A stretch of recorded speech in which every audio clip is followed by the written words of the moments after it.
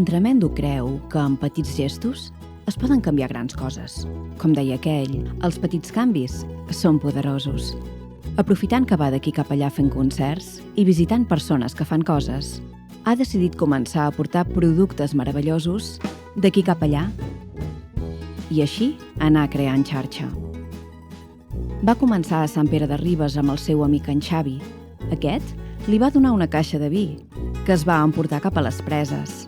En Ferran va rebre el vi i el va convertir en un xuletón reposat. I se'l van emportar cap a Ullastrell. La Mireia, de Cal Tallet, rep el xuletón i el converteix en cerveses artesanes i 2 ampolles de vi. Una de les ampolles de vi ja se la van fotre la mateixa nit. Aquest, en Messi i en Tremendo són de por. Una de les ampolles de vi, però, i les cerveses, van anar a parar a Aireom. Aquests els hi van donar més vi, en aquest cas fet per l'enòleg Joan Soler, que també forma part del projecte, i van arribar fins a l'obrador de la Júlia, a Guissona. Aquesta va convertir el vi en 2 tasses de ceràmica, molt boniques. I van continuar la ruta en direcció a Móra d'Ebre, on els esperava en Pol i les seves oliveres. Les tasses li van encantar i les va intercanviar per unes ampolles d'oli d'oliva verge extra, por supuesto. Aquestes ampolles van anar a parar a Sant Pere de Ribes i així, d'aquesta manera, van tancar el cercle.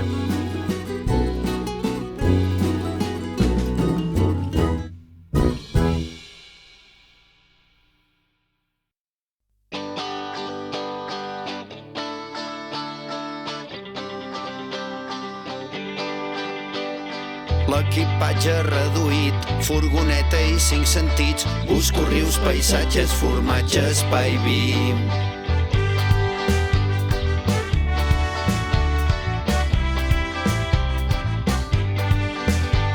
Cantant, Catalunya cantant.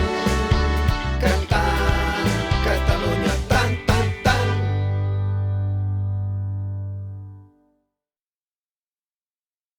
Capítol 8.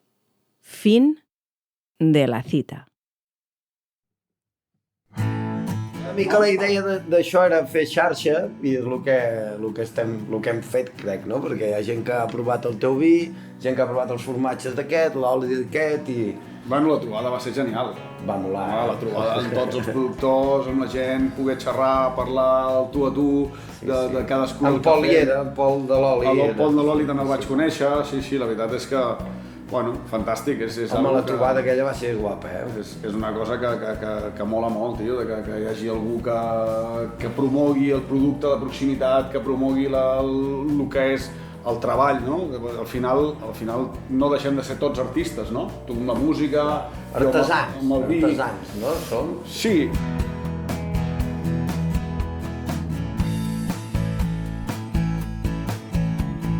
I això, jo ho valoro molt positivament perquè això, a part que hem conegut gent molt interessant, hem voltat per llocs interessants, hem tocat a llocs que no t'imaginaries mai tocar, no? Al mig d'unes vinyes, al mig d'unes oliveres, enfilats allà dalt en una ermita perduda de la Mà de Déu, llocs molt xulos, molt interessants.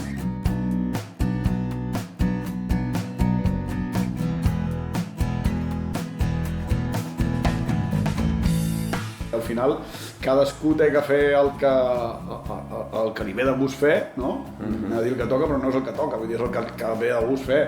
Vull dir, perquè al final, si jo no em vingués de gust fer vi, tampoc el acabaria fent, encara que el meu avi el fes i el meu pare també. No, clar. I no passa res, vull dir, el més complicat de tot és saber trobar quina és la teva roda, no? És saber fins on tu pots fer rodar la teva roda del que tu moguis, no?